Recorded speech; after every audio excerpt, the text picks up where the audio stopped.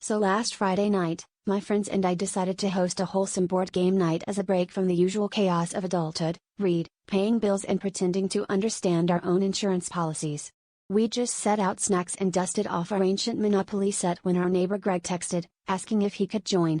Now, Greg is great, but he's also the kind of guy who brings a heart rate monitor to yoga. We figured, what's the worst that could happen? Famous last words. Greg showed up 5 minutes later, not only carrying his own deluxe Monopoly set, but also accompanied by a man in a striped shirt, whistle, and what I sincerely hope were regulation referee shorts. "This is Randy," Greg announced. "He'll be officiating." We all laughed, assuming it was a joke, until Randy pulled out a laminated rulebook and asked us to sign pre-game waivers. I hadn't signed that much paperwork since my last dentist appointment. Still, we shrugged, figuring at least we'd have someone to settle the inevitable free parking debate. Within 20 minutes, Greg had turned the game into what he called a Monopoly speed run. There were timers. There were challenges. At one point, my friend Sarah tried to mortgage her actual car because she confused real life with the game. The dog token went missing and was later found inside a bowl of guacamole.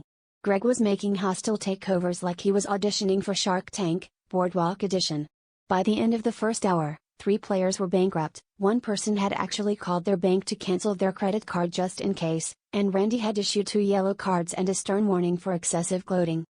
But the real chaos didn't start until Greg landed on my hotel-laden boardwalk, slammed his fist on the table, and accused the Thimble of fraudulent activity. Next thing we know, Randy's filling out paperwork, and Greg is on the phone with his lawyer.